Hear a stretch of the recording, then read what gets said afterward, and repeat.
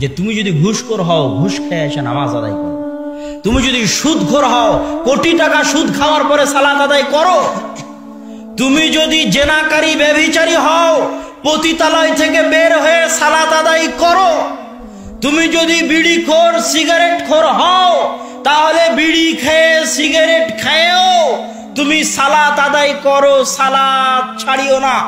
গুনাহের দোহাই দিয়ে, গুনাহের অজুহাত দিয়ে সালাত ছাড়িও না। যত বড় পাপী হও, যত বড় গুনাহগার হও, যত বড় গুনাহগার হও, যত বড় পাপী হও, সালাত ছাড়িও না। কেন? ইবনুল কাইয়িম রাহিমাহুল্লাহ বলছেন, তুমি যদি সালাত ছেড়ে দাও, একসাথে দুটো গুনাহ হবে। একে তো সুদ খাওয়ার গুনাহ, আর একটা হচ্ছে ওই সুদ খাওয়ার চাইতে লাখ গুণে কোটি গুণে বড় গুনাহ, সালাত ছেড়ে দেওয়ার গুনাহ। তুমি এখন বিড়ি খেলা, এই বিড়ি খাওয়ার গুনাহের চাইতে হাজারো গুণে, লাখো গুণে, কোটি গুণে বড় গুনাহ হচ্ছে সালাত ছেড়ে দেওয়ার গুনাহ।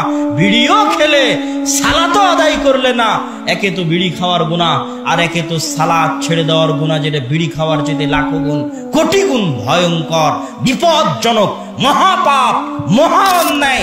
কেননা ওটা হচ্ছে আল্লাহর অর্ডার, আল্লাহর আদেশ। আল্লাহর আদেশ তুমি মানতে বাধ্য, যে কোনো পরিস্থিতিতে, যে কোনো অবস্থায়, যেখানে থাকো না কেন। কোনো অজুহাত দিয়ে আল্লাহর আদেশ, বিশেষ করে সালাতের আদেশ থেকে বাঁচার কোনো উপায় নাই।